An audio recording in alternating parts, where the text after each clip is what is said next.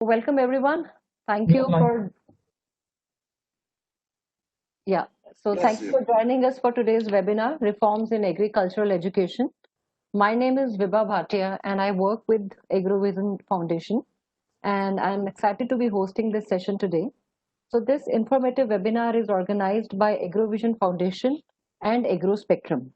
So as we all know that education is present context largely aims at meeting global standards and making the students competent enough to face the challenges of global market. Education system in India has witnessed a substantial change in due course of time. And in this era of globalization, education is viewed as an instrument to develop cognitive qualities, tolerance, and understanding of people. It should prepare young generation to understand and face the realities of globalization. And as we all know, agriculture is the main source of livelihood for over 80% of rural poor in India. And until a decade ago, agriculture was not a career option for urban students. And their parents and the students associated, agriculture jobs with working in the fields in remote and rural area. However, that perception has changed over the last few years with the state and central government's focus on this sector. And some of the experts speculate that there will be more jobs in agriculture and allied industries than ever before. And it has been emphasized on the importance of innovation and entrepreneurship in agriculture that has potential to make agriculture more attractive as career option, not only to agriculture graduates, but to many young people from different professions in India who are quitting their flourishing jobs in MNCs and ditching their business suits and opting for farming as a profession. So today, a career in agriculture is as rewarding as any other, if not more. So nevertheless, the future of agriculture relies on our agriculture graduates. So there is immediate need to assure the quality of agricultural education. So therefore, to discuss more about this important topic, this webinar has been decided. So before I get started, I want to make an announcement. So the e-certificates are available for this program, and the participants are requested to contact AgroVision Secretariat for the same. So please attend the complete session in order to get qualified for the e-certificate. And if you have any question during the session, please type them into the question box in your WebEx control panel. We'll be answering your questions at the end of the session. And if we don't get to your questions during today's webinar, we'll be sure enough to follow up afterwards. Now, I'd like to kick things off by welcoming our AgroVision team. So we have with us Dr. C.D. Mai. He's the chairman, AgroVision Advisory Committee. Mr. Ravi Boratkar is president, AgroVision Foundation, publisher, Agro Spectrum and New Food Spectrum. And we have a most speakers for the webinar today. And we have a representation from the government, we have vice chancellors, we have a director from manage from the industry. So without further delaying it, I would like to welcome our distinct speakers. So we have with us today Dr. R.C. Agarwal is a Deputy Director General Education from ICAR, and Dr. Narendra Singh Rathod, he is a Vice Chancellor MPU 80 Udaipur. Dr. S. Rajendra Prasad, Vice Chancellor University of Agriculture, GKVK Bangalore. Dr. Saravanan Raj, he is a Director Agricultural Education Manage. And Mr. Sachin Sharma, he is the General Manager Channel Operations ITC Limited Agri Business Divisions. So I would now like to request Dr. C.D. Mai for his opening remarks. Thank you, Vibha. You are able to hear me? Yes, sir. Yeah, I welcome the most competent panel for agriculture education reform that we have organized. Actually, agriculture education has already proved that it can help in the economic growth. It can also remove inequality and also it can remove hunger. It can reduce a rural migration also, and also it can speed up the rural development. Actually, it is already proved. And that's why agriculture education, which we started long ago in this country, has seen quite a good amount of reforms in between. I would not call upon because I think the panel, the most competent panel, because Dr. Rathod also has been DDG for a long time. Dr. Agarwal is currently DDG, and we have vice chancellors. I think they are all well aware of it. The basic issue is that the first reform I would consider is the land grant system of education that we have followed. And that actually has started with the Pantanagar Agriculture University being established. Today, it is so much of big diversification that now from one university we have more than 72, 73 universities. And now we have more specialized universities. For example, we have universities like horticulture university, veterinary university, fisheries university. So the education is now expanding and there are more opportunities coming in every area of the field. So I find that agriculture is here, but now the time has come. I think we are now webinars on agriculture, general agriculture reform, like market. We have also that the value chain. We have done. If you consider, actually, we should have done a mistake. Agriculture education is the basic one, which we should have started it. Because unless education is imparted in a proper way, I think nothing, no reform in general agriculture can happen. And that is what is the time has come. And actually, the COVID pandemic has taught us that this is the basis on the basis of which we can really think of any kind of reforms agriculture. We are talking that so many reforms, market reforms are now there, value chain reforms are there. We are talking about IT use and all so many things. But now the crux is that it must start. Our Honorable Prime Minister, actually, Dr. R.K. Agrawal ji has been rightly said, when he was at the inauguration at Jhansi for the building of Central Agriculture University, I remember he very clearly said that why not introduce agriculture as the subject at the school level, maybe at the mid school level, which we have been talking for a long time, but it is taking a lot of time. And that is what I think, being agriculturally a very strong country, the entire base of agriculture is India of is agriculture. Why not we really start our foundation right from agriculture itself? That is what everybody is now thinking. Now there are so many reforms which are suggested. What kind of reform? I am proud that the DDGs which we have, there are several things which are they have changed in agriculture education. Like now more practical oriented courses. We have now students which are doing it their own job exploitation. We have introduced what is called as the RAWE system. So many. They will also tell us definitely. And what I expect from them is now, what now with this pandemic experience, what kind of reforms really we need so that the entire agriculture sector will change. Because that is what is I expect to be done. So with these few words, I would like to really once again welcome on behalf of AgroVision Foundation all the panelists who are very expert in every field. We have, I think, all of them, and I expect them to have good discussion and learning from them today. So with these few words, once again welcoming, thank you very much, Vibha. I pass on it to you. Thank you, sir. Thank you. I'll start the discussion with Dr. R.C. Agrawal now. Dr. Agrawal, like Dr. Mai said, agriculture is 4 times more effective than other sectors in reducing poverty. The demand for trained professionals in the field of agriculture is very high. Yet, our agri graduates venture into other jobs for a stable future. So, what are the reforms being made till now, or are there new reforms that are in making to motivate our agri graduates to stay in agriculture rather than venturing out? And I have a part, there is another part to this question. Then, what are the challenges to retain them to the agriculture? And what are the various opportunities in agriculture education that make them stay in agriculture? Thank you, Madam Vibha, and thanks to Dr. Mai Saab for introducing very well this topic. Yes, I fully agree. There is a shortage of graduates, and a lot of efforts are being made to provide opportunities to these students for retaining them in agriculture.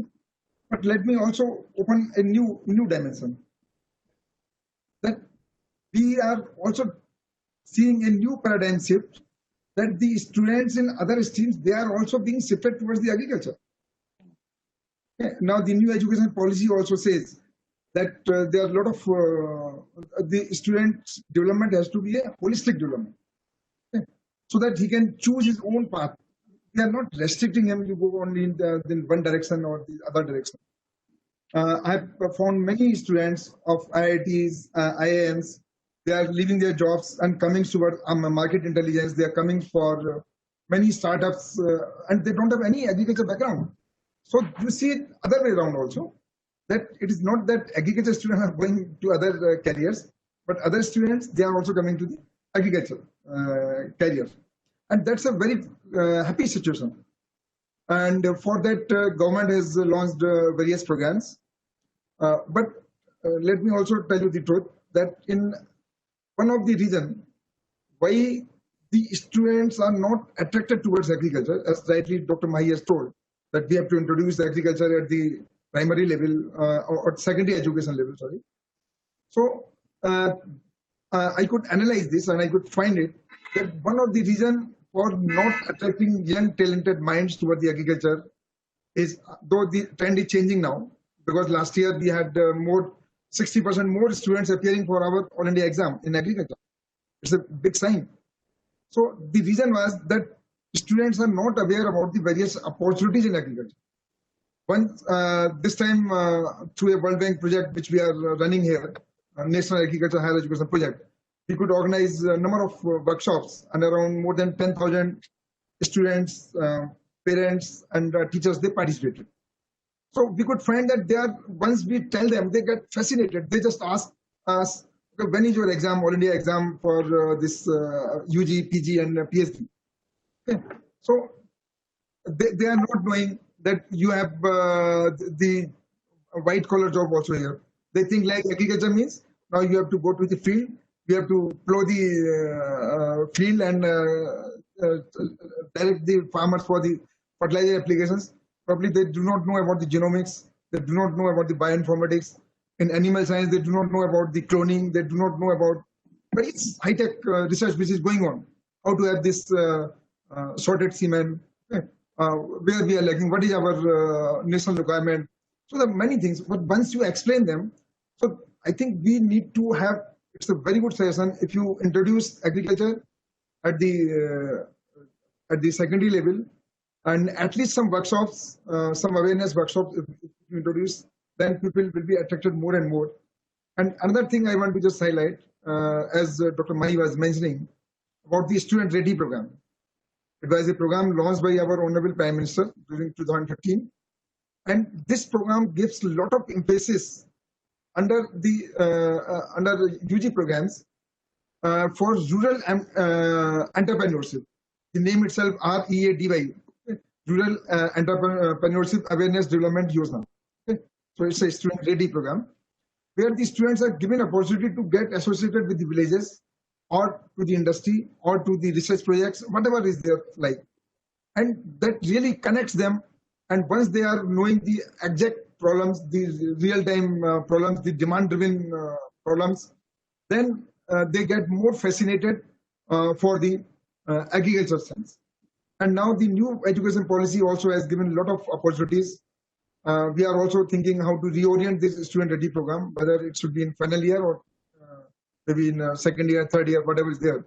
So multiple entry, multiple exit system that will really attract more and more students. And there are many other things, like the other stream students also can opt agriculture as one of the subjects. So there is no limitation. There's nothing like you are in the science stream or you are in some art stream. So any student can take any subject. So agriculture will get a boost in this, and we will just try to see that how our institutes, I said institutes, can be linked to other universities so that there can be some connect between the traditional universities and the agriculture scientists for taking classes, for research work, or for creating the interest in the minds of students about the agriculture. So that kind of thing we have to really see. Thank you. Thank you, sir. Thank you for such profound, insights. And sir, I think there is one question that I had asked. So, what challenges are there, in order to retain them to agriculture? Why don't they stay? I think there is challenge because the challenge is in the mindset of the students. Because once they study, the thinking is that now we have to get the job only. Okay, and we just try to focus more that please become the job providers, not the job seekers. And we are getting very good success through our incubation programs, through our many other schemes which we have operated through education division, and we are getting success also. So that mindset has to be changed, that you can get the loan from the government under startup programs. So like I give one small example. I found around 20 students in Raipur, where they were just being trained for this ornamental fish breeding. Okay. No land is required, even at your rooftop you can do. And those students, they were earning so much money. They were saying that 30 to 40,000 per month now they are earning, and they are engaging other MSc students. They are just undergraduate. So that kind of thing now is coming up. So mindset has to be somewhere changed. Yes, I agree. We don't have that much jobs that everybody can be provided the government job or some other kind of job, but there are ample opportunities to have these startups to become the job providers, then to become the job seekers. So I think along with the proper education that they get, we need to educate them about the various opportunities that are available for them. Yeah, and that we are doing also. Yeah, wonderful. We have 480 experiential learning unit in all the 74 universities. 480 is a big number. Then we are now having incubation centers. We are, as new education policy says, we will also have now technology parks in the universities. So whatever technologies are being generated by the universities, they can be depicted at some place, and students can visit it, farmers can visit it.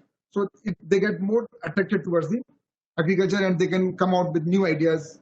And let me also use this platform to inform you. Through education division under this World Bank project, we are going to have one hackathon, which is being opened from 15th of September. The first prize we have kept 5 lakhs for the students. Second is 3 lakhs, and then 1 lakh. And the students have to come out with new ideas about the agricultural technologies. They can associate with any IIT and any IIM student, with any startup, and they can make a team and make a presentation. And this is we are doing this on the intervention of our Prime Minister office. And by December end we will be able to. So that kind of things we are now initiating to create more and more interest in these students. That please, you are too much innovative, you are creative. Please use your creativeness, use your imagination, use your innovations to come out with the new solutions, which so that like our Prime Minister says, we become Atmanirbhar. We have the Atmanirbhar Bharat. That is only possible once we have the talented minds and use their all innovative ideas into the. Very well, sir. Very well, sir. So students, please note about this hackathon, which will start on 15th of September. They have lucrative awards. So please register and make your dreams turn into realities. So thank you, sir. So since Dr. Prasad has to go, so sir, Dr. Prasad, I have a question for you. So today, as we were talking, a career in agriculture is as rewarding as any other. And the key activities here include enhancing quality and quantity of farming, improving crop yield, and minimizing labor.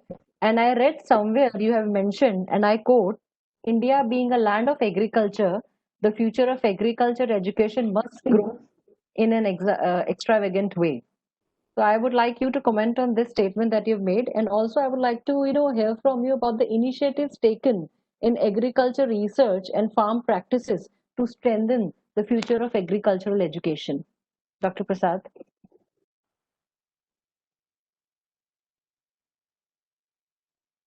Dr. Prasad?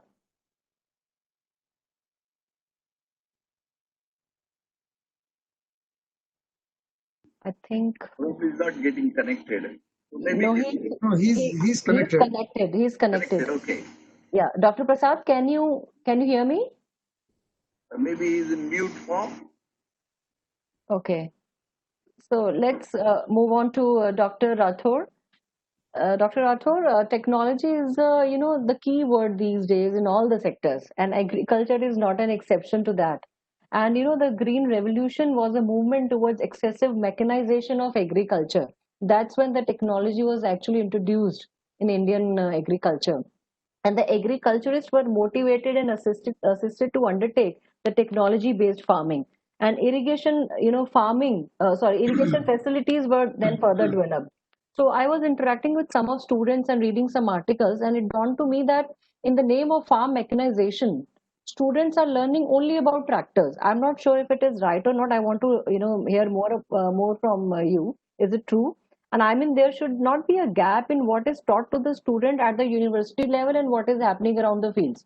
As the newest technologies have been, have been introduced or implemented, I would like to ask this from you. Good afternoon, madam. Thank you very much for giving me this opportunity. Dr. Mahtab, really thanks a lot from my internal heart. I am really happy to see you after a long gap, and we are also benefited with our Dr. R.C. Agrawal sir.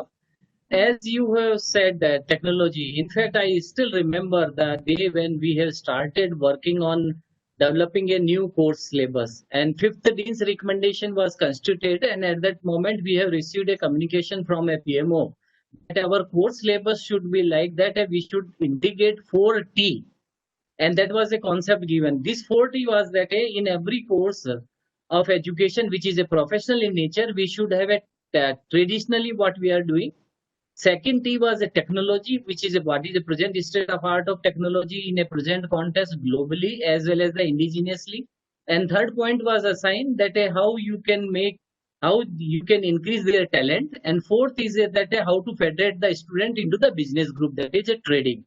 So in a fifth dean's recommendation, very good syllabus has been designed, and this course is a right blending of a traditional technology, talent, and our trading. Student ready program is in fact it is a step forward for the trading job, how to federate them. So that's why you can see that in our education. An interesting thing is that agriculture education, since it is a professional education, here it is at initial inception. If you go through with the earlier dean's recommendation, somewhere it is mentioned that agriculture education, in fact, it is a tree, TREE. Means it includes teaching, it includes research. And when we are saying research, it means it has got a basic research for knowledge generation and applied research for development of technology and devices and system. And last two word E means extension and entrepreneurship. And that's why we are making a job provider rather than a job seeker. That is a philosophy. If you see that a new education policy, now they are thinking to integrate this job provider job. Earlier, it was already there in our agriculture education. We have nicely blended this 4T component, and you won't believe, I don't know how students are saying that they are not being given exposure except the tractor. Of course, tractor is one of the prime mover through which one can have a power generation. But apart from this, there are well-defined courses is included. Whether you are doing BSc agriculture or BTech agriculture engineering, everywhere there are some systematic course on farm mechanization, starting from a primary tillage, secondary tillage, even post-harvest equipment. Each and everything is there. Even in the final year, a basket of courses has been recommended, which includes conservation agriculture, precision agriculture, high-tech cultivation, even specialty agriculture, secondary agriculture. Everywhere equipments and implements is a requirement. So in a conservation agriculture, without thorough understanding of a farm machinery and implements, you can't do anything. So that's why these courses has already been given in a basket form. But only thing is that in many university, because they don't have a sufficient staff, they are not covering these courses. Otherwise, within this course, we have included each and everything. Our course, as our Dr. Mahi Saab has also mentioned, fragmentation. It was a need of our. Why it was a need of our? Because we have got a specialization. When we are taking agriculture as a whole, it includes each and everything apart from a teaching, research, extension, and entrepreneurship, even capacity building, training, consultancy, testing, certification, technology outreach, what not. Each and everything. Perhaps this is the education which includes right blending of knowledge, skill, ability, experiences, and each and everything is there. So basically, our students, they should come forward and they should take the maximum advantage of our agriculture education. And if you see, as far as a new education policy, one day I was looking that what was there in our agriculture education and what thing has been introduced. In a new education policy, they mentioned that it should be easily accessible. Perhaps agriculture education is easily accessible. We have got a 74 state agriculture university, which includes our deemed university as well. When we are saying that a 28 state and 8 union territory, but as compared to this 28 state, at present we have got a 74 state agriculture university, central university with agriculture facility, ICR deemed university. So as far as the accessibility is concerned, even equity, if you see, in interesting thing is that a land grant pattern, which what Dr. Mahi was appreciating, and it is true. In our land grant pattern, through this arrangement, we made that at least we can demonstrate that how agriculture will be a profitable business, and that is the reason our farmers and they are getting a lot of advantage. Here I would like to mention that it was only because of agriculture education this country is flourishing. Otherwise, if you compare ourselves with the Pakistan, Bangladesh, and even the Bhutan and Nepal and Sri Lanka, most of the nearby country, these people are not having a well-established networking as far as the agriculture education is concerned, and perhaps that is the reason why these people are not coming up to the expectation. We are in many food commodity, we stand on first position or second position in most of the things. So that's why saying that a right type of blending is not there. Please keep, if students are listening, I would like to mention to the all students, agriculture education impart 5 different type of quality. It imparts the right type of functional skill in your mindset. When I am talking about functional skill, it is a type of a professional skill.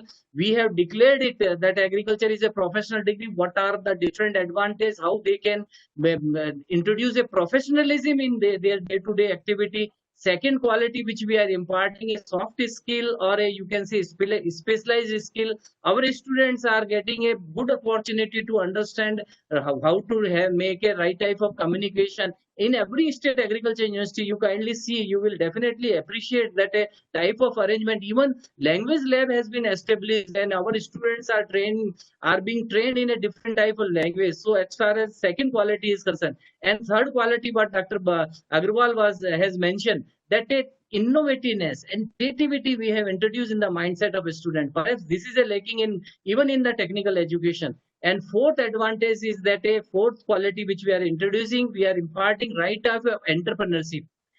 Skill is one of the important thing. If you see our course syllabus, it does not only include the knowledge gives an impression what to do, but skill give an impression how to do in every way. If you calculate, around 67% of a practical approach is there in our course syllabus, whether it is a BSc Ag or BSc Horticulture, or even in agriculture engineering, around 80% of the practical exposure is there. We made a systematically exercise that how much practical exposure has been given, and we have submitted to the higher authority, then only it was declared as a professional degree. So that's why I would like to urge to all students that a type of a component, so-called entrepreneurship, that we have already introduced. And fourth quality, which is a very important, that our students should have a contact outside of the institute. With the help of agri business, agri youth festival, and agri different type of a university get-togetherness, our students are getting this type of opportunity. Otherwise, you see, in our MHRD, there are more than 970 university and more than 42,000 colleges. I have worked as a Vice Chancellor of Mohanlal Sukhade University and Guru Gobind Singh Tribal University. I have seen their students are deprived of number of activity, and whereas our agriculture students are getting each and everything, they have got a complete exposure of a modern technology. They have got a complete exposure how they can articulate, how they can enhance their talent, how they can federate themselves into the business group. Experiential learning, which perhaps Dr. Agrawal has not mentioned, I would like to mention, in our country, more than that of a 450 experiential learning unit has been established. And this experiential learning unit is a one step forward, that how we can articulate sense of entrepreneurship in mindset of a student. Altogether, a new industries has been established in every college. In our university, you see, we have got a 1000 kg tomato processing unit, complete automatic, and students are performing their job. And you won't believe, that hardly of 25 students are in food technology, and after exposing with this type of processing activity, they are being absorbed in a number of organized sectors and other things. So that's why in our education, I would like to mention, only thing is that we will have to attract. That was your first question. That Yeah. before attraction, what we will have to do, we will have to motivate. That is a basically task which perhaps we are missing. We will have to motivate the students and youngsters towards attract, and then they will be attracted towards this. And what the a definition of a success for teacher students is mentioned. They have mentioned that it is a right blending of education, enduring, engrossing, and emotional. These are the four things, and perhaps it is somewhere we are missing the platform as far as the engrossing is concerned. Engrossing means interesting. Kindly make our course syllabus so interesting so that boys will come forward. Even we will have to articulate sense of emotional, which Mm. perhaps we are missing. Everywhere people are saying nowadays. Day before yesterday, I was attached with some webinar where a very senior colleague, he mentioned that earlier only Maharashtra was a victim of a poor farmer, and they have committed a suicide, and they were involved in anti-social activity. Now thing is that Karnataka is also there in the same line, even Andhra. So that's why until unless you will attach the emotional get-togetherness in our course syllabus, unless you will have a enduring, means a sustainable things. Let us see, it is not a only productivity which will have to enhance. Profitability you will have to enhance, remuneration you will have to enhance, quality production you will have to enhance, even a sustainability in terms of a climate change you will have to do. And let us do one exercise, everybody. Don't allow any of a person or a student to go to a white collar job when we are producing so much of a horticulture production. LRD cross 310 million tons, grain production, cereals production more than 289 million tons. Likewise, milk production. Why not when our students are coming forward and they are taking this responsibility to become a right entrepreneurship, a special mission on a mission mode. This type of a forced entrepreneurship in nowadays, it is a forced entrepreneurship. So we will have to give a new thinking altogether. A new a reforms is required, and how we can. Already there are a lot of things is there. It is a simple refining and refining and fine tuning of a some system. And for that, ICR should initiate, and even as a vice chancellor, every vice chancellor, it is their responsibility how they can do. We will have to think globally, but we will have to act locally. That is my Absolutely. submission to her. Thank you very much, madam. Thank you. Thank you very much, sir. I think we have to, guide them and educate them in all the aspects of whatever Yes. topics that you have shared. And motivation, as you rightly said, and at the same time, exposure to the right people is also required for them. Very good. So we have Dr. Rajendra Prasad with us, and he has to go. So I quickly ask him a question. So, Dr. Prasad, I was saying that today a career in agriculture is as rewarding as any other. And that the key activities here include enhancing quality and quantity of farming, improving crop yield and minimizing labor. And I read somewhere you have mentioned, and I quote, that India being a land of agriculture, the future of agriculture education must grow in an extravagant way. So I would like you to comment on this particular statement, and at the same time I would like to ask you that what are the initiatives taken, research and farm practices to strengthen the future of agriculture education? Okay, Madam, thank you, respected myself and all the vice chancellors and also DDG sir and Sachin Sharma ji. Madam, for the first questions you are asking, if you look at the COVID-19, effect on the different sector, if you look at the effect, in case of agriculture, the effect is not so much. Even our just now, Dr.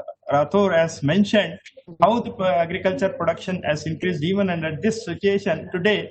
The 292 million tons in under all these things. That means the agriculture, the future is there, and many of the people who have gone from urban back to the reverse migration. That is the indications the people would like to join for the agriculture field and they wanted to. Here, when they say agriculture, it is not only making the money, even they also get some kind of satisfaction, even if they earn less money, but they need some kind of satisfaction which they derive from this kind of thing. So this is one thing. If you look at the applications for the agriculture entry in the universities, it is enormous. For instance, for our own university, the number of application in the common entrance test, it is 1,63,000 applications for just 4,000 seats for the agriculture. Just that itself indicates there is a lot of people. So how we can, as our both the DDG, present DDG and our Rathod mentioned, the ICR taken a lot of initiatives, and we are so fortunate to have such a wonderful environment to learn from the agriculture, from the starting from the day one, that's from the first to last. So this is one thing which we had. Here why my thinking is, in addition to the students and the thinking, we should also concentrate more on the faculty, looking at the advancement it is going on this one. Again, application of ICTs.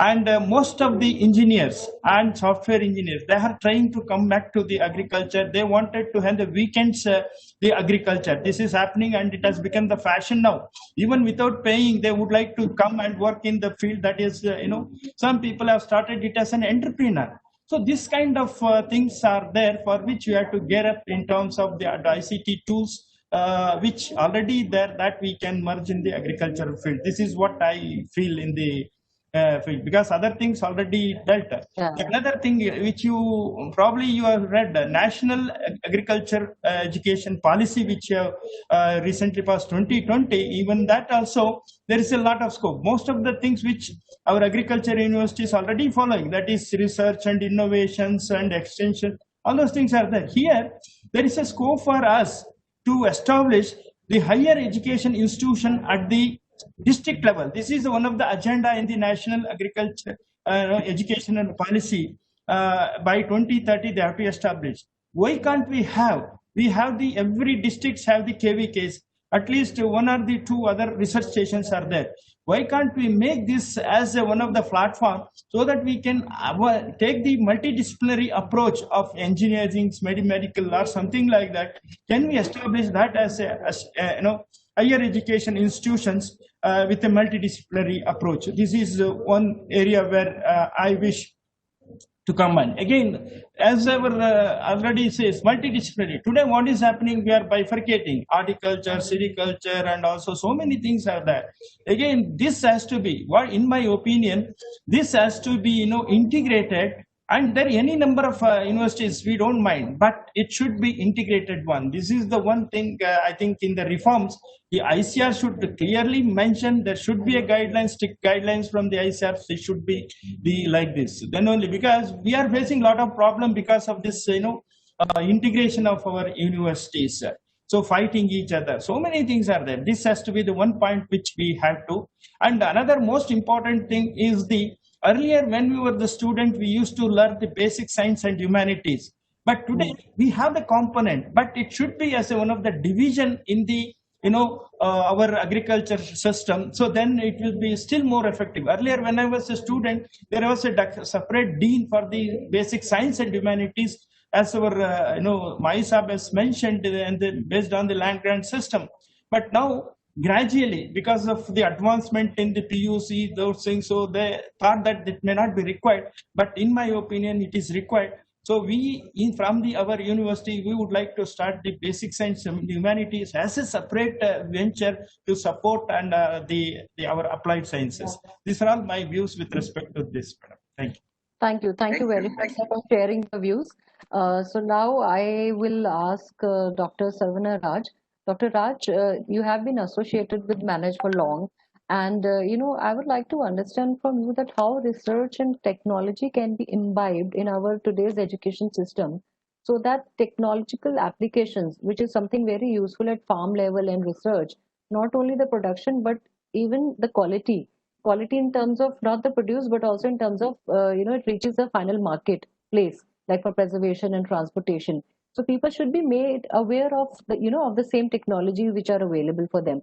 So how do we do it with our education system in order to spread awareness amongst the farming community?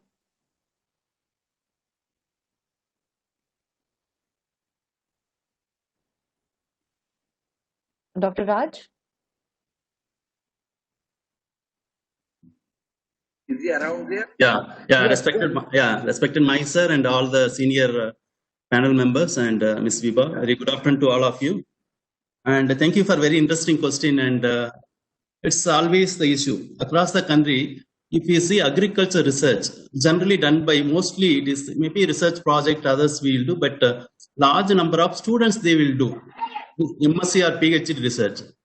But the issue is generally the departmental level or institute level, the research are confined and they will take it. Generally, the stakeholders not taken into consideration while formulating research, even though students tell they will go for review of literature, other things. But mostly with library online today, mostly they will take from online. Instead of that, the real stakeholders should be taken into for the academic. We have the advisory committees, everything. We should have some representatives from the stakeholders, whether farmers or farmer-based organization, so that the student research may be very specific to the particular region or state or country, whatever it may be. And once if we are doing based on the stakeholders' relevance, then it will straight away it can go to the stakeholders use whatever technology they are doing, whatever research they will do on particular technology, particular methodology, or some varietal evaluation. Many students they will do across the country, even though faculty all we argue it is based on the local problem, but many times it is not. As a student, I also studied agriculture university. Maybe many of my senior colleagues may agree with. Many times we'll go for the review of literature or online we'll do it. Not really going and consulting the real stakeholders like farmers or developmental workers like extension professionals. Maybe there we need to, if you are changing some changes in putting the advisory committees, other things, somebody can really contribute the field problems and students can interact.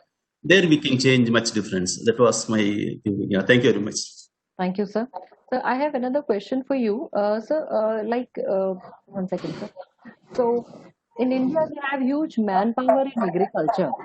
So how Indian agri education can convert this to an enhanced... Vivek, can you put other speakers on mute? Okay. So in India, we have huge manpower in agriculture. So I would like to, sir, understand that how Indian agri education can convert this into an enhanced agriculture productivity and sustainable use of natural resources. We used to tell, madam, huge human resource, but end of the day, those who are working in the field and where they are developmental professional, if you see, they are very limited. We talk about 6 lakh odd villages or something, but we even today we'll tell whole public extension system, whether including KVKs, all we'll tell 1 or 2 lakhs maximum. We can even taking private. We need large number of the manpower in the rural areas and villages, but it is not really happening. Even earlier survey shows that only 10% of the farmers are contacted by the public extension system, what we call 700 plus KVKs or large number of state government departments, central schemes. All our system, whole developmental system, it is not reaching the more than 10% of the farmers. Even now it may be 15% because of ICTs. We may reach few more percentage more. But we need large number of resources in the village or local level. Even nowadays, you see large number of startups in the country like India. We talk about only 450 startups last 10 years in Agri Sector. But we need to have not the few thousand or few hundred. We need to have millions of startups to reaching large number of farmers. We may not expect unicorns for making big business, but we need to have our farmers to get the service. We need to have the large number of resources. I feel with available 74 agriculture universities and all the colleges, whatever human resource coming, it is not really serving the purpose of entire farming community. We need more competent resources so that we can reach large number of farmers. Thank you. Thank you very much, sir, for sharing your perspective here. So now I have Mr. Sachin Sharma from ITC. Sachin, ITC has been engaged with millions of farmers in rural India, and ITC has a large and growing presence in business such as packed food, FMCG, stationery products, and its business in these segments adds significant value to agriculture, a crucial sector that provides livelihood to half of India's workforce.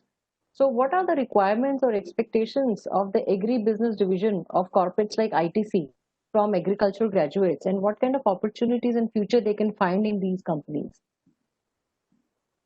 Thank you, ma'am. So before I start, I feel very happy to be part of this panel because of two reasons. One is because of the other esteemed speakers who are there from from ICR and at very senior level. Also, I have been an agriculture graduate from GB Pant University, and I was in fact gold medalist, rather chancellor's medalist of the university. Then I went to PAU Ludhiana.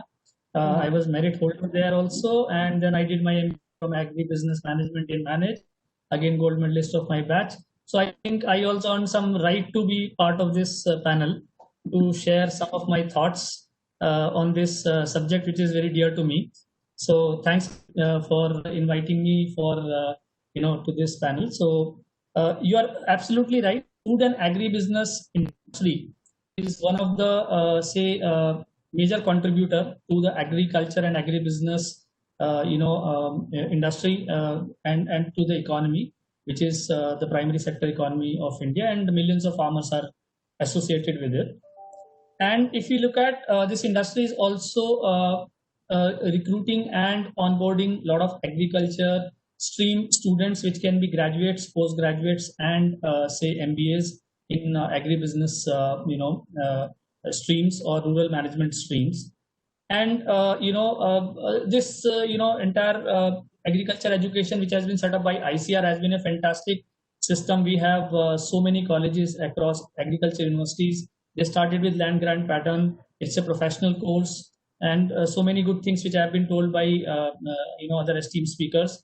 And I'm very happy to see that a lot of changes which have been also undertaken going forward to make the education more relevant. Now, coming to the industry point of view, I have tried clubbing the whole thing into three buckets. One is the graduate courses, another is masters or say research, and the third one is say professional MBA agribusiness. What can be done? What are some of the gaps which I see, and some of the things which can be considered. So coming to the graduation, I feel the first and foremost thing, a large question, is that yes, we have a lot of numbers, large numbers coming into agriculture stream, but I think equal focus should be on the quality of the students. So one general feel which has been coming to me, and when I talk, to a couple of my say friends, senior, juniors in ICR as professors or faculty, one thing is that the quality of student, from all the universities if you talk about, has not been at par across. So there is a huge variation between say X college and X university in terms of quality of student. That is one part, and there has been a gradual reduction over years with so many engineering colleges coming up, medical and so on. So probably some of those streams became the preferred choice. So how does we maintain a good student coming to agriculture? And I think the initiatives of communication and telling students about the aspects of agriculture and the agri-based industries can be a right step, so that you can attract the right talent. Because if you have a right mind, half of the battle is won. So that is one area which I feel should be of prime focus. How do you select right student, and how should it be communicated to students who are doing 12th that this is also a stream? It should not be seen as one of the fallout of not getting into engineering and therefore or say medical, and therefore you come to agriculture.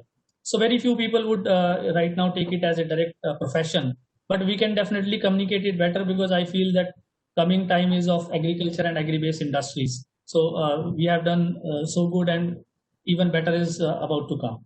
Second thing is how do you align the industry, the courses as well as exposure of the students to make them more industry ready. Say for example, the industry exposure stint and the RAWE, Rural Agriculture Work Program, is different universities have different designs, but largely as a principle they have. It still has the old, say, associations of old traditional agri universities. Say, for example, Pannagar University still will send students to TDC, which is the Tri Development Corporation, and so on. But today the world has changed, the industries have changed. So this exposure also needs to be much more dynamic and relevant. Next part is that how do you say hone up the courses depending on current context. Say, for example, agriculture marketing. I don't see really new concepts like commodity exchanges been adequately covered in that, because say that's where when a student is getting into the industry is where he has to operate. Another thing has been the focus on new technologies like artificial intelligence, satellite imagery, machine learning, and say sensor-based technologies. So the exposure has been very, very limited. and a very significant portion of the course, especially in the fourth year. I totally agree that initial 3 years are building block, but fourth year has specific dedicated courses to make them more say aligned towards these technologies and how those technologies should actually can make an impact in agriculture should be done. Because if you ask a student what is say satellite imagery and how it can actually have a predictive analysis in the field crop and how can you have a predictive pest attack, these are some of the very futuristic things they should know in the graduation itself. Because in masters we are having a very diverse say streams, so if they are missing it in graduation, it is difficult to connect in masters. I'm sure if universities are taking it, I'm very happy, but this is one area which is very important going forward, I see from a industry point of view. Also another aspect which is very important is communication skills. So we know our students in agriculture, many of them come from the rural background, and I have also been part of my schooling has been from the small town. So yes, we do have challenges of honing up our communication skills. So how can specific focus be there, not only as a course in the first year of BSc Agriculture, but sort of a course every year wherein the communication skills can be honed so that they are able to compete with the students which are coming best in class. Quickly giving some thoughts on masters, think we also recruit masters in ITC, and industry also takes. I think the research focus can be more industry oriented. That is one thing which I feel, because many of the research are still traditional based, and I think the fellow speaker Dr. Raj has already touched upon this aspect, that how do they do analysis of the literature and so on. So I think cutting edge research focus is very important, because if that happens, then they are able to align and meet the requirement. Because today we in a global world, so very rightly said that think globally and act locally. So that is the need of the hour. So you have to compete with universities in Israel, you have to compete with universities in US, with universities in Australia, not only from India, Pakistan, Bangladesh, but also with rest of the world. So how do we make our research topics cutting edge?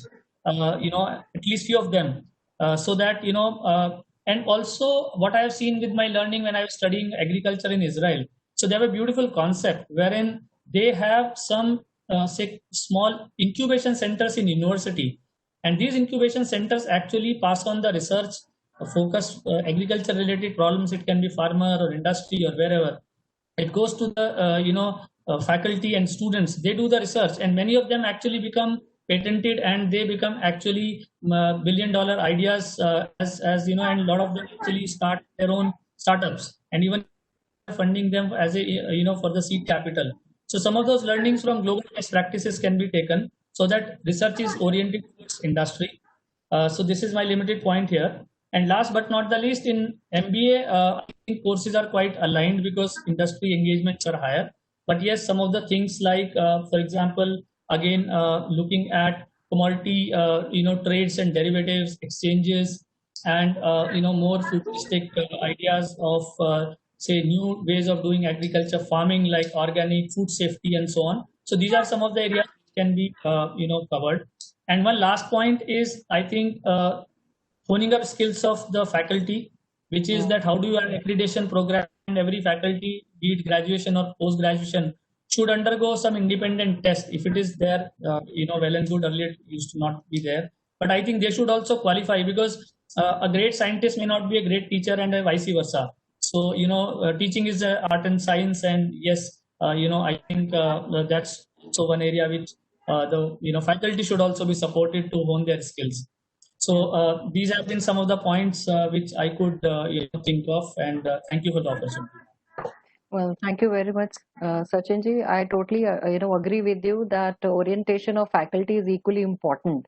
And Dr. Rathore or maybe Dr. Agarwal, if you would like to just answer to this, like he says that agriculture, marketing, AI, machine learning, sensor based learning, they are not aligned with the current education system at graduate level.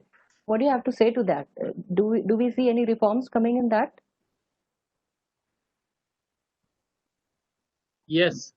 Actually, as far as the digital technology is concerned, it is not limited up to the artificial intelligence and machine learning and deep learning.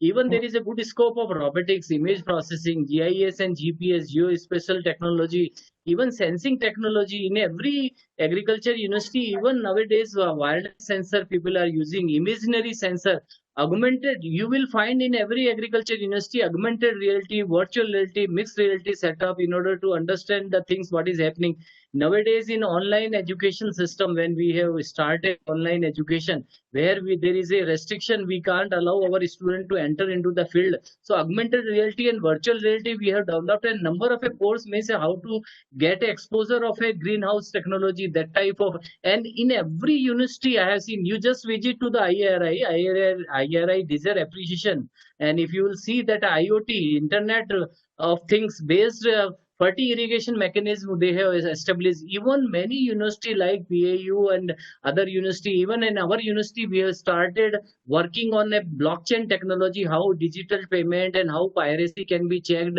even communication protocol. This is all in every university. You will find out that this biometric is there, even in a the different type of a barcode, and in a library it is a complete digital library. So communication protocol has already been taken into the consideration. And this is the only agriculture where big data analytics are being used. You kindly find out all statisticians are doing this on this job. Cloud computing everywhere. So nowadays saying that key people are not working, already it has been embedded. Only thing is that our unfortunate part is that which I really appreciate our youngsters from IPC, he mentioned, I forget his name, but he really analyzes, he is a critically analyzes the things. Our old teachers, these people are not fully equipped with the basics and fundamental and theory and practices of this digital technology. Otherwise, in course syllabus, we have blended it. In agriculture engineering, in most of, there are 4 engineering branches as far as agriculture is concerned: dairy technology, food technology, biotechnology, and agriculture engineering. Everywhere we kept a chapter of in a one complete syllabus of a digital technology. Even we have placed in a basket of courses in a BSc agriculture as well as digital technology. So basically, without articulation of a digital technology, perhaps we will not be in position to reach to the level of our expectation, government expectation, even a general public expectation. So that is true. Course has been blended in a right way. Even we have kept a provision to how to have a hydroponics component, aerophonic component, vertical farming, high-tech cultivation, even a self-sufficient economics. What is their value addition, integrated farming system, food safety, good agriculture practices, agriculture processing and value addition, agriculture market. I was behind this whole complete exercise when I was attached with the ICR. That's why each and everything is so, I can remember each and everything, and nicely it has been designed. I would like to place this in record. Dr. R.B. Singh Saab, our senior colleagues, Dr. Mahi he must be knowing. I don't know how many people are aware.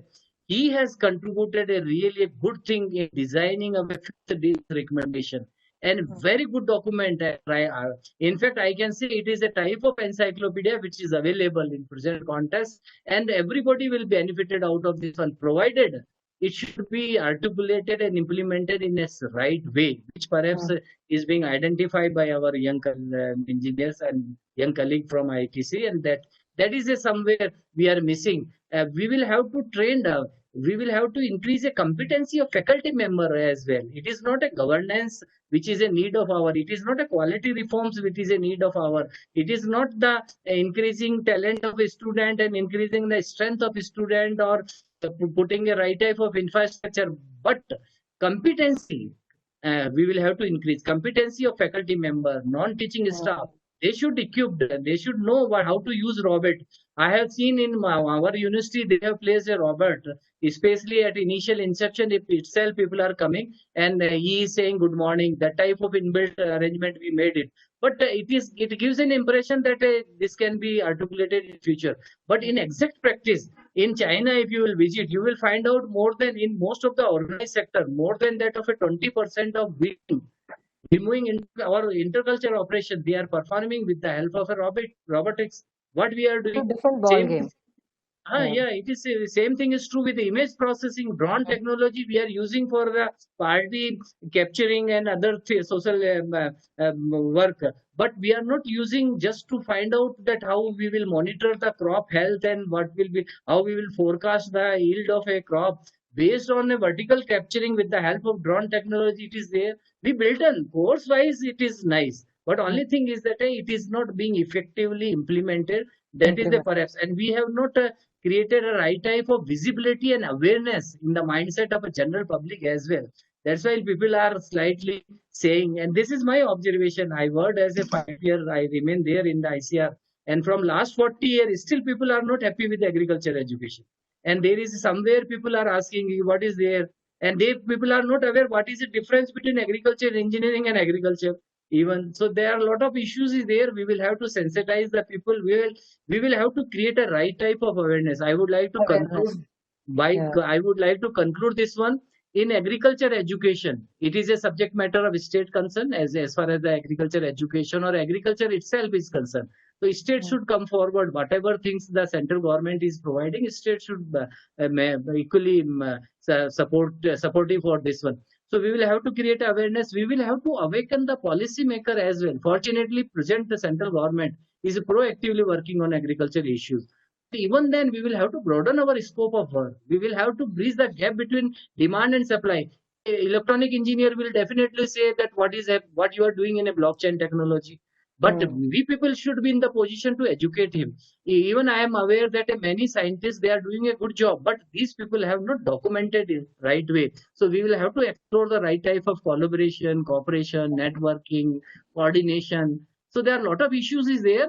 There are a lot of unanswered questions in agriculture education. But perhaps we are in the right path, and in near future, we will reach to the expectation of a general public as well. We will have to create a right type, as Dr. Agarwal has mentioned, school education. In a school education, we will have to introduce agriculture. In some places, let us give a full marks to Bihar government. They have given a 2,000 rupees scholarship to every student, those who are joining school in a school education, joining agriculture education. So same thing is true for other state as well. They should also come forward. So that's why that type of a mechanism we will have to design just to create a right type of awareness, and we will have to awaken the all public and policy maker as well. So that is my view. Yeah. Thank you. Yeah, I agree, sir. Awareness and education. You need to educate people about what's happening and what is there to offer. It is important that people like us and people like Sachin who are working in such big corporates, they should know what all is there to offer. So, sir, if I have your permission, I have a lot of questions from the participants. So I'll take, yeah, I'll take 4 or 5 people from the panelists. So Vivek, please help me unmute Mr. Maruti Upare. Upare ji, can you hear me? He was one of the speakers in our, I think, earlier webinars, right, Upare ji? Maruti ji? चलो दूसरा ले लीजिए, can take second. हाँ जी, Rita Shri, doctor Rita Shri Sharma. Vivek? Rita is unmute. Dr. Rita Shri, please introduce yourself and please ask you a question. Dr. Rita Shri? Okay, can you unmute Nitin Farke? Nitin Farke?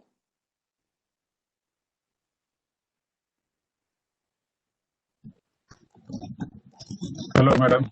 Nitin ji, please introduce yourself and ask your question. Yeah, I'm Nitin Fadke from Pune. I have been working in agriculture industry on a master's in agriculture engineering from Rahuri and from University of Minnesota. I was working in agriculture field and recently retired from pharmaceutical industry in Delhi. And I have a basic question which I have put on the paper also, that when we talk of agriculture as an industry, we never give in agriculture farmers to decide the prices at which they should sell their products. We always talk of MSPs and increasing how much MSPs we have increased. I admire Modi government for increasing MSPs. But when it comes to selling the product in the market, we always sell it at more than the MSP. Because the government godowns, whenever they start buying the commodity like corn or sorghum or soybean, the godowns get filled up in 1 day or 2 days maximum. And then we have to sell it at lower rate. This has happened to me, and that is the reason I have left agriculture and worked in the agricultural the job, service job. So please ask the question. This is why is the government not making it mandatory that MSP should be the price at which no one will buy below that rate, and make agriculture as an industry that they should decide the price at which they can sell? Because I have seen that the farmers are not earning that much, which the brokers and middlemen are working. No middleman, no broker has even committed a suicide. That is the question. Okay. Experts and policymakers who are people like Dr. Mai and Dr. Agarwal, who are part of policy-making team. Ji. Dr. Agarwal, would you Thank like to answer this? Vivek, please mute him. Dr. Agarwal, would you like to answer this? Or should we move on to the next question? Yes, I have a very pertinent question. Ji. I think that can move if you really make agriculture as an industry, is rightly pointed out. So that means now you know how much fragmentation is there. If a person has, say, 4 acres of land, and if he has 2 children, then again it is fragmented. So like that, it comes up to the level that you have 0.2, 0.3, 0.4 hectare. So until you have the bigger plans, bigger things, so that you can have more produce, then you can negotiate really, you can have your own storehouses. So some kind of policy changes are really required. And that can really happen once we have the young talented minds which are now coming to agriculture, who can really decide our future and who can really take some such kind of decision. And we are trying our best how more and more talented minds can be attracted towards the agriculture. Yeah, please. Thank you, sir. I think the question, I think what he has, because this is a very pertinent question, although it is really beyond our education, our reforms which we are talking about, but I think it relates to politics. One thing is very clear, that the minimum support price which the government introduced was basically at the time when the farmers needed some kind of a support by which the farmer should not get below that price. But the problem is here, because there are lots of fluctuations. See, you get, for example, tomato at one time, it becomes very difficult, and government cannot buy everything. That much is very difficult, except probably wheat, rice, and to some extent some other pulses. Probably it is only in the of India where the procurement is done at the MSP level. But if you see what is the situation about MSP, when your homes are full, now there is a problem of your storing, and you have a lot of rotting material. So my point is that indirectly you have all the farmers have open market situation. But the problem here, what he says is because they should have freedom. Today they have a freedom, but government is telling that okay, minimum, but they can't make compulsory so that it can be bought only at that level and above. It's very difficult because it is all the market. Okay. Thank you, sir. Mr. Anil Hatekar, Vivek, if you can mute him. Mr. Anil Hatekar. Has he been unmuted, Vivek? Anil, I'm unable to find the Anil Hatekar. It's, I guess. Okay, no worries. Take the next. Elangovan, Elangovan. I'm not pronouncing it correctly. Elangovan. Okay, just a minute. I'm unmuting.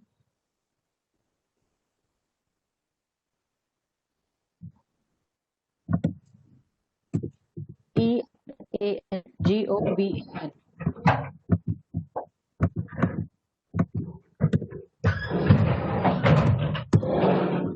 So before let's unmute.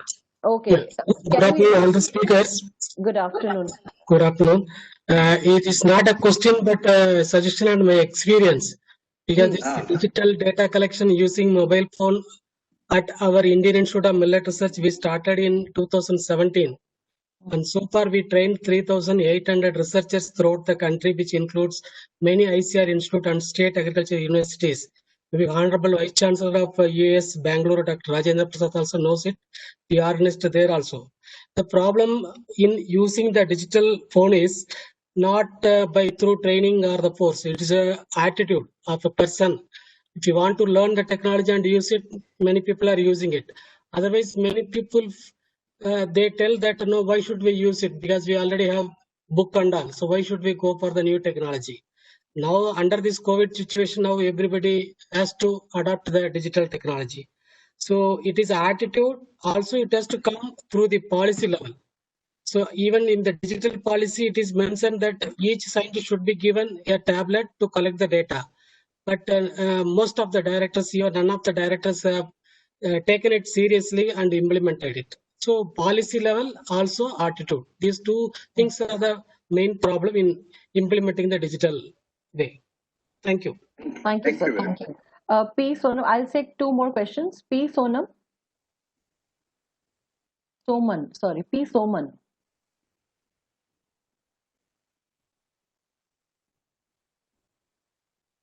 Do you have P. Soman? So she, I'm not sure. P. Soman is on mute. Okay, P. Soman, can you hear me? Yes, I can hear you. Okay, could you please introduce yourself? I raised two, three issues. Just to give a background why I raised this, that I'm an agriculture scientist, of course, retired from the international service, been working with the Jain irrigation for a long time now, about 21 years, as a trainer, chief trainer and extension specialist. One of the problems we always face is recruiting graduates and postgraduates. Even the rank holders, we look at them and we find that they are knowledgeable, but they are very poor skill in a number of things, including interaction with common farmers when they go. And we have a huge team also, which we have developed. We have taken, if English is a problem, we have taken regionalized people. That means each state, Karnataka state will have Kannada speaking graduates and postgraduates. Like that, Punjab will have Punjabi speaking. All that, whatever we could do from the market, we have tried. But what we think is that their learning process itself is a long-term disadvantage. Because number one is that they only learn what is in the book. I thought that a graduation course have to be something for getting an aptitude built into, so that people will get, the students will get ideas to, first of all, conceptualize things and then apply it and then study the disadvantages and advantages, that sort of approach. But this analytical approach in the current stream of graduates and postgraduates coming out of the university are extremely poor. And that is, I'm explaining after seeing batches and batches for the last 21 years. Why this? Okay, the other one of the issue for that is the syllabus. The syllabus, some of these places, even though we mentioned about AI and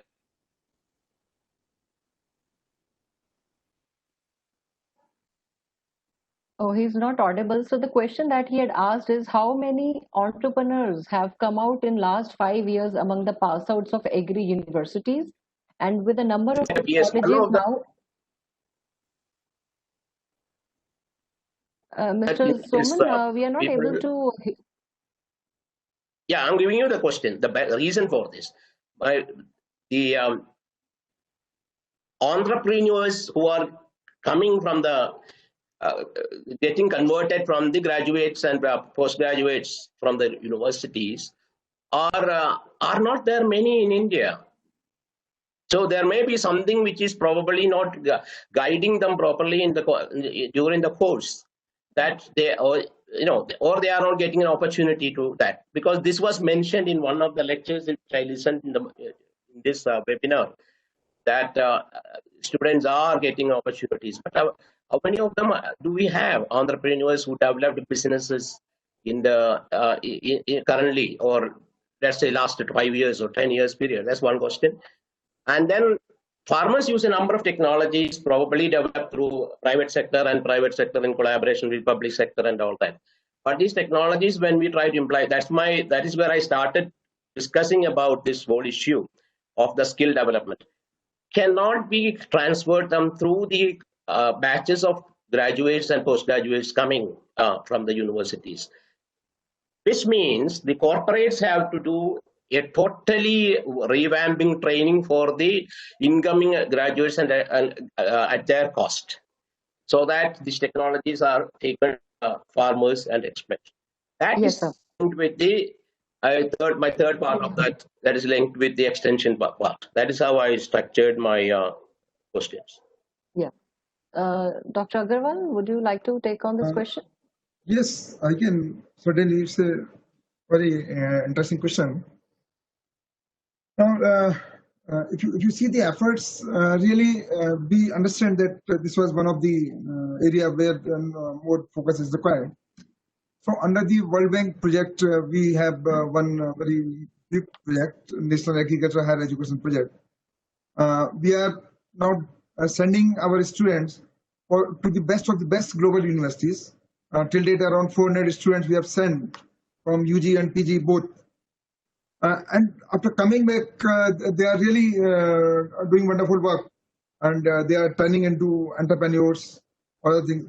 But if you see our regular work, the regular education programs, where, as Dr. Rathod has indicated, these experiential learning units, as we have indicated about this RABE program, other programs, where the industry also has to really come up with the close collaboration with the higher educations.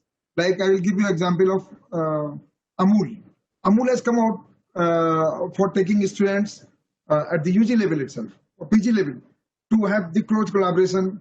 So I will request that if the companies like Gen Irrigation also comes up, have close collaborations. So the students are really very enthusiastic. They can have close learning by such collaborations, and they can come out. And they have a lot of enthusiasm to convert themselves. Now, I have seen the mindset, and I don't have the exact figures, but I have personally met many persons who are successful entrepreneurs now after just UG programs, not even PG programs. So they are very much enthusiastic. If there is a handshake, there is a close collaboration, they can turn into successful entrepreneurs. Absolutely. Yeah. Thank you. Thank you. So there is one question, Mr. Mintu Job has mentioned, is it advisable for a fresh graduate to be an entrepreneur? Wouldn't he be running a very high risk? Rather, should he be exposed to the job industry, take experience, and then go for a startup? I think the best thing is that depends upon the interest. Okay. Dr. Rathod? Yeah. I would like to take for a few minutes. Yeah. Entrepreneurship is not so easy job. First of all, you are supposed to develop a self-confidence. Later on, the knowledge upgradation will come into the future. As far as the self-confidence is concerned, as he said, it is that a undergraduate, why not undergraduate is fully equipped as far as the knowledge and skill on a particular topic is concerned. Agriculture has got 125 subsector where there is a skilling is available. Why not the people are coming forward? In our university, this is my observation. From every batch, 1 and 2 student is going for a business and entrepreneurship. But for that, this is my observation that they should have a right type of a self-confidence. Second thing is that there is a formula so-called RSTU. That formula means a thorough understanding. R means a raw material, S means a skill, T means a trading, and U means a utility. So a special type of course is to be launched. In experiential learning, this attempt has already been made.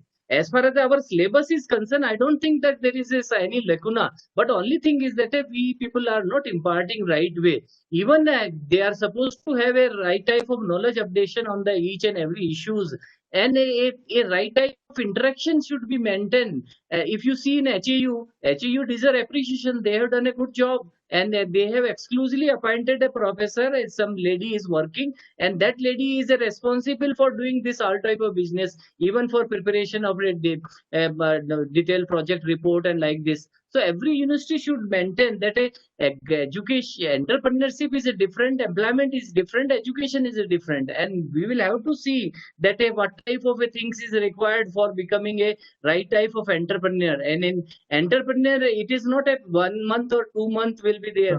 Thoroughly for the complete student ready program, it is a one step forward for this job, and many students are coming up. And recently Indian Council of Agriculture Research has documented the complete case study that how many so far has become a good entrepreneur.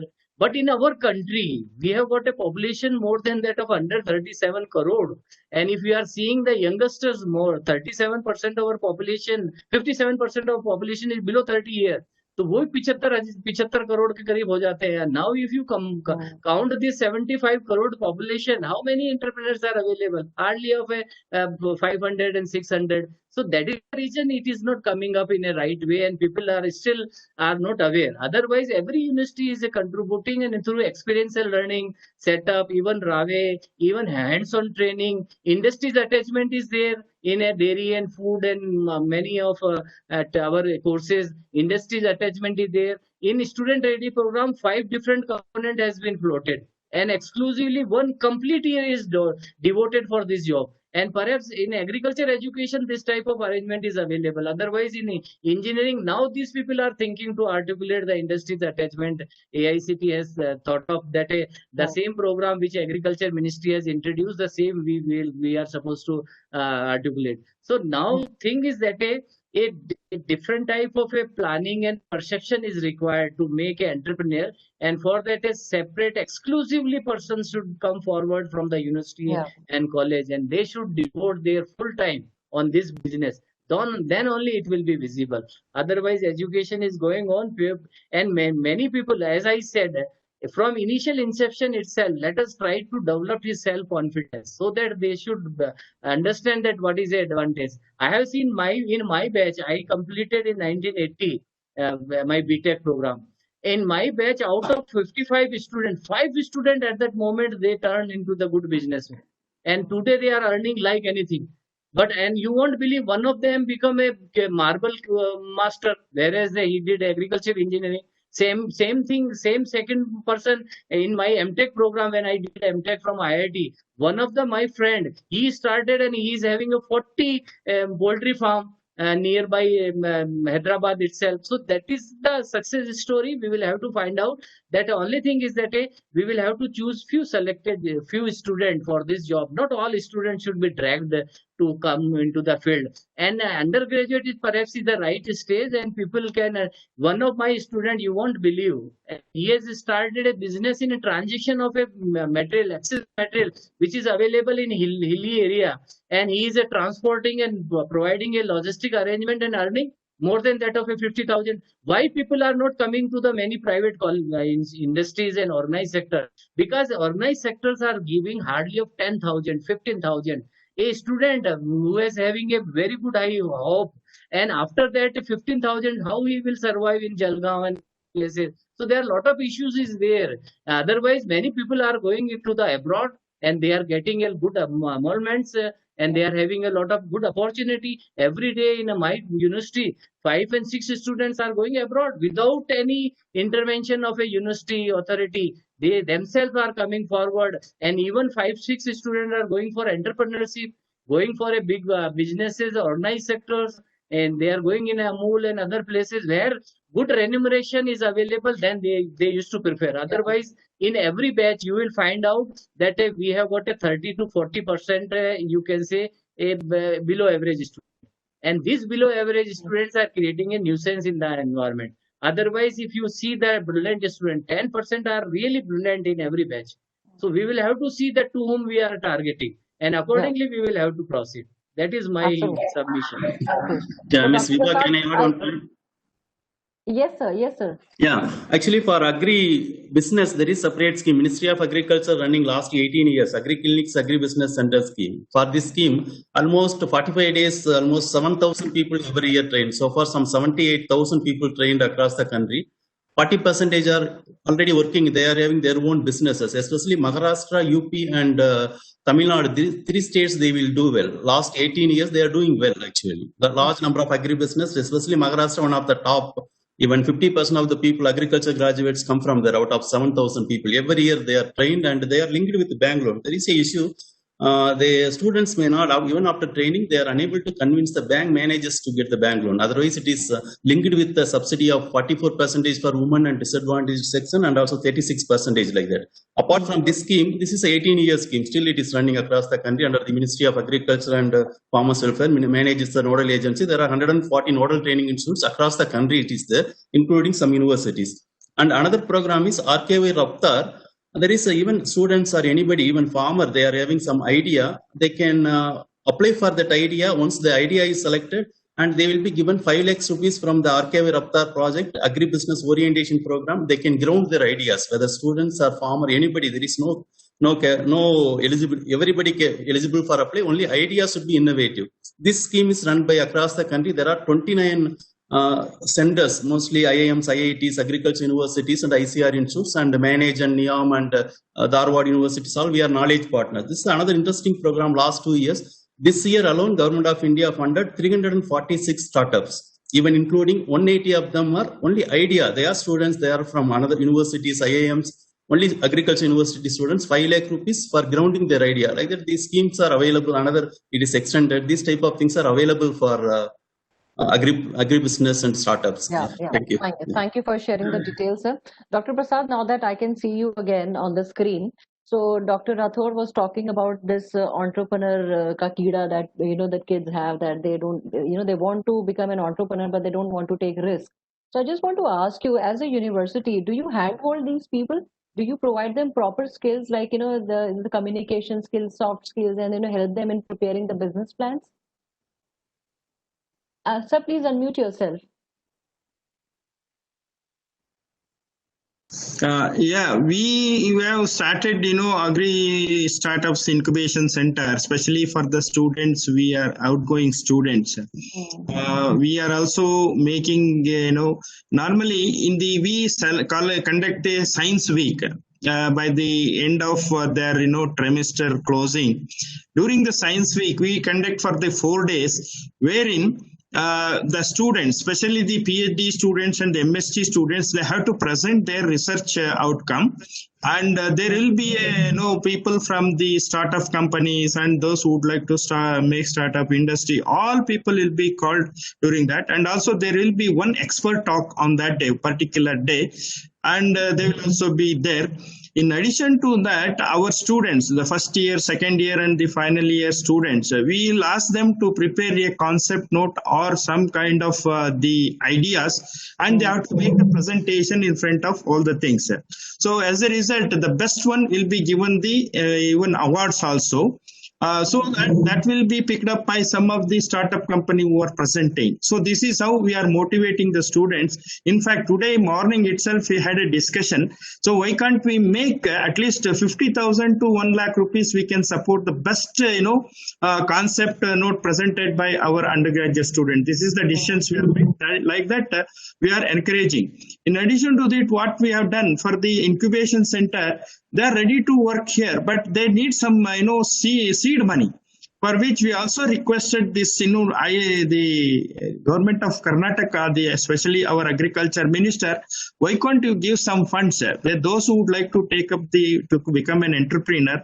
You see, should we give some kind of funding, like, already Raftar RKOI project is there. On the similar line, we would like to initiate, because why I got this idea, IIT Mumbai, they have the Alumni Association.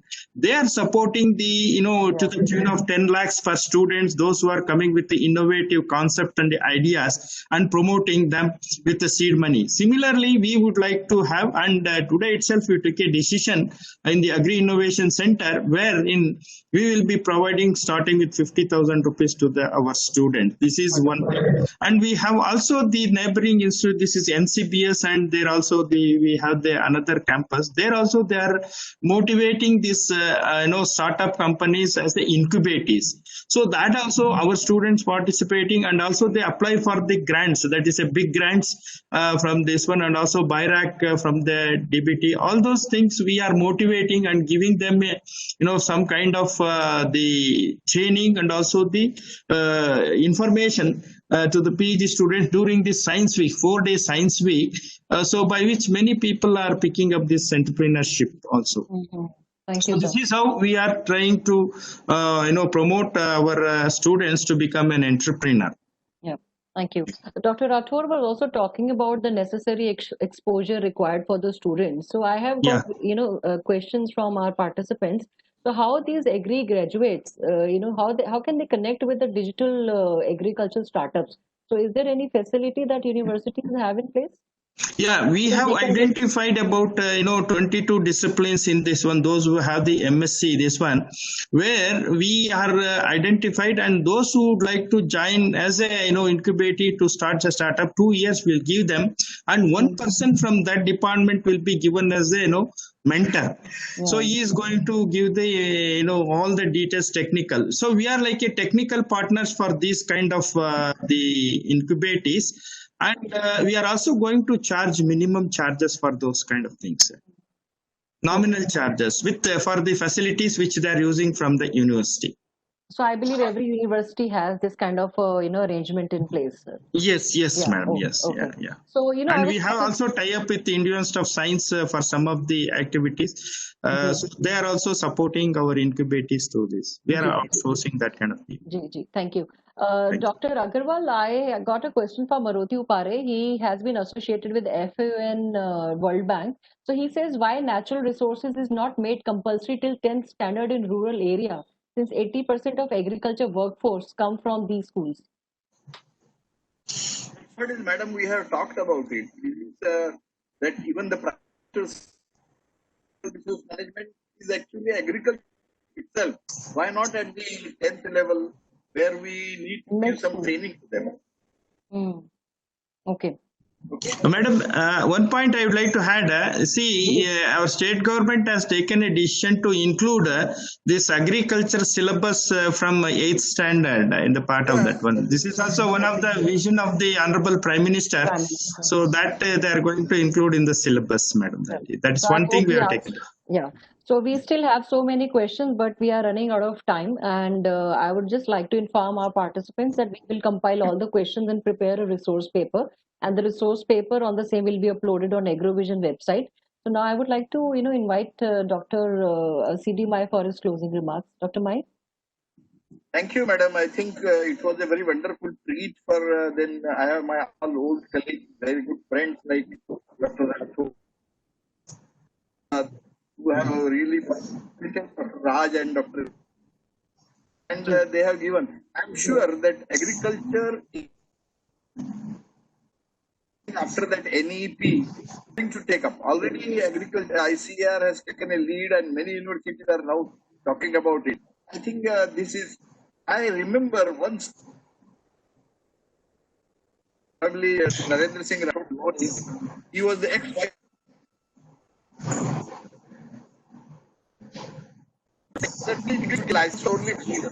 I really appreciated that, because if I look that kind of work which I have done, see, that indicates that the education has to run with the development which are occurring in the field. And there what we need reforms always is that. Fortunately, if you see the structure of NEP, now we talked about, Rathore has very rightly said that this is already introduced in ICR system into our agriculture education.